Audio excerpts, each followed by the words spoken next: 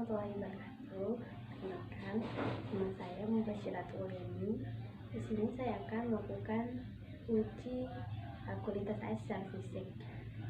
Uji kualitas air secara fisik ini sebagai bentuk dari praktek non klinik yang dilakukan secara online karena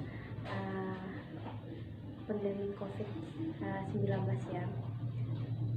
Nah, sebelum kita melakukan uji ini, saya akan menjelaskan terlebih dahulu bahwa standar baku air minum ini merupakan parameter yang digunakan untuk menentukan kualitas air minum.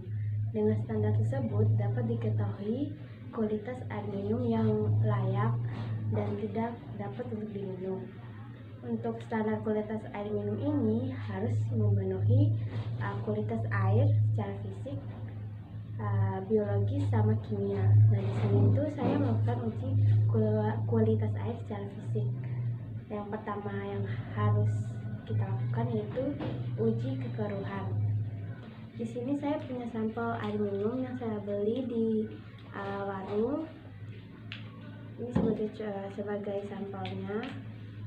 Nah, ini uji kekeruhan. Kita amati di air ini apakah air ini keruh atau tidak. Dilihat secara fisik, air ini tidak mengalami kekeruhan atau tampak keruh. Nah, jika air ini mengalami kekeruhan, ini bisa disebabkan oleh partikel-partikel yang tersuspensi dalam air. Nah, kemudian yang kedua itu uji rasa sama uji bau. Uji rasa sama uji bau ini bisa kita lakukan dengan indera penciuman sama indera rasa. Yang pertama uji rasa ya. Dari air ini tidak berasa sama sekali, jadi air ini kualitasnya baik. Dari penciuman saya juga, air ini tidak mengalami bau sama sekali. Jadi kualitas air yang baik itu tidak mempunyai rasa sama bau.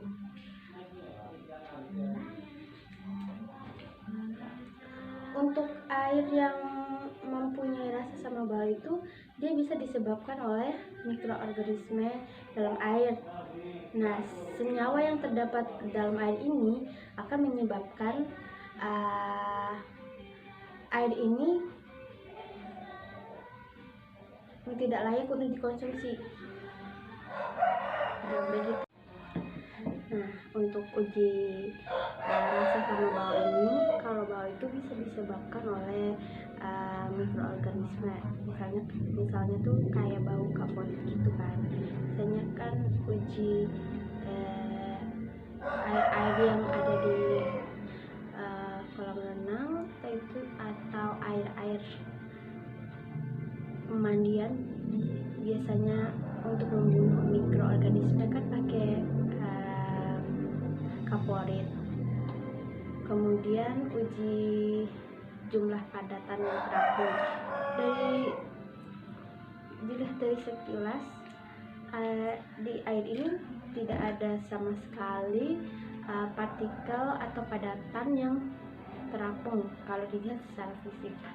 Nah, perlu kita ketahui air yang baik ini atau yang layak diminum tidak mengandung padatan yang terapung dalam jumlah yang melebihi maksimal yang diperbolehkan.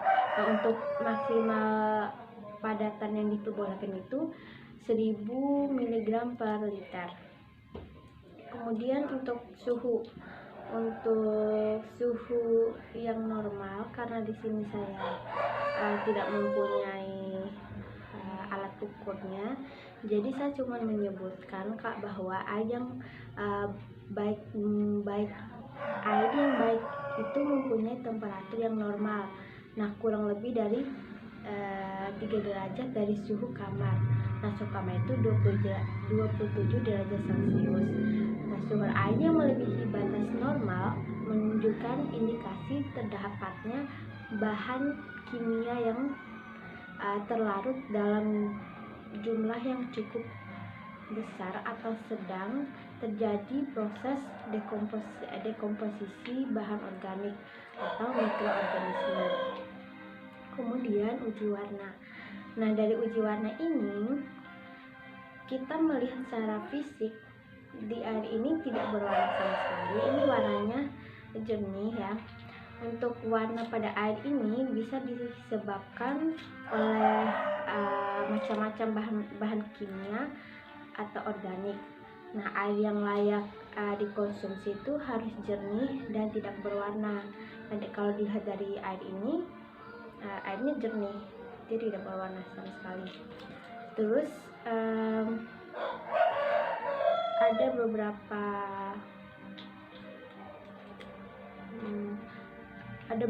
parameter yang menyatakan bahwa batas maksimal air warna yang layak untuk diminum itu adalah 15 skala menurut Right there on top of the moon, we could sit and do